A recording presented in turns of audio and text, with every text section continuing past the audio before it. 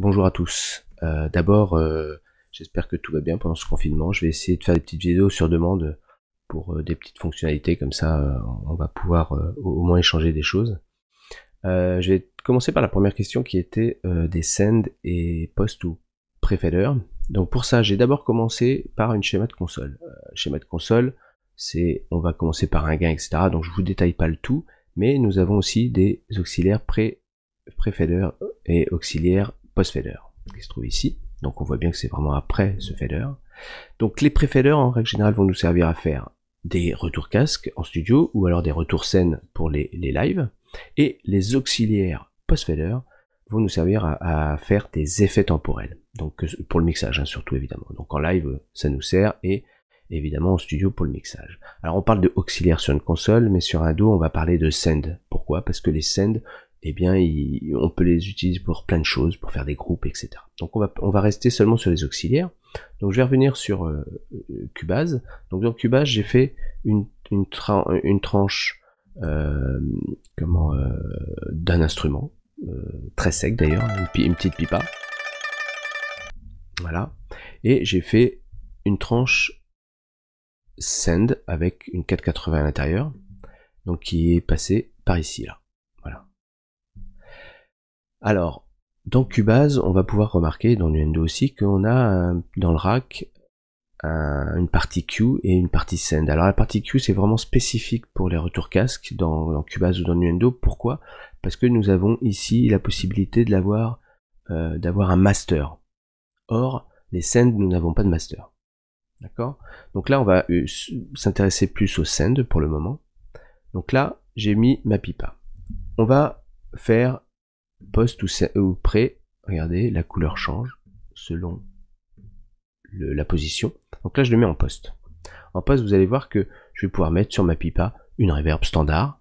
Voilà.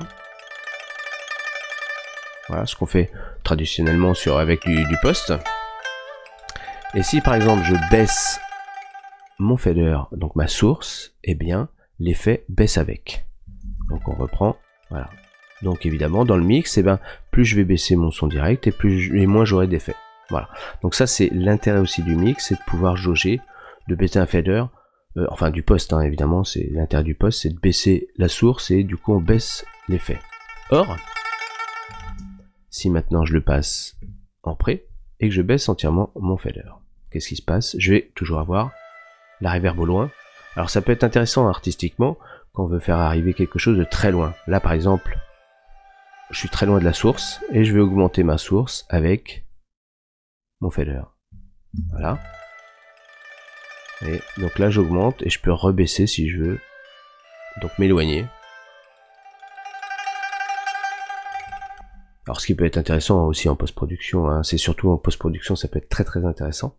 Maintenant sur un orchestre, nous on va l'utiliser ce pré. Si par exemple on a que des closes par exemple, ben c'est peut-être intéressant d'utiliser que du pré, parce que si je veux réussir à faire cet effet là, regardez, écoutez ça, en mettant un auxiliaire post, il va falloir que je pousse mon auxiliaire post très très fort pour pouvoir avoir ce genre d'effet, donc vaut mieux l'avoir en pré.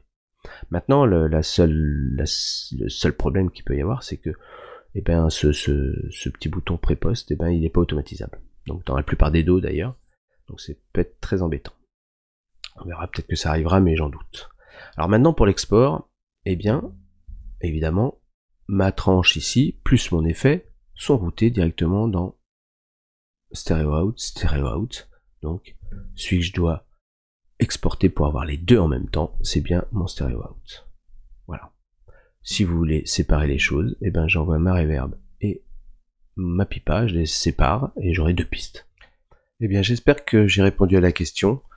N'hésitez pas à me poser d'autres questions sur ce sujet. J'essaierai d'y répondre au mieux. Et bien, à la prochaine vidéo.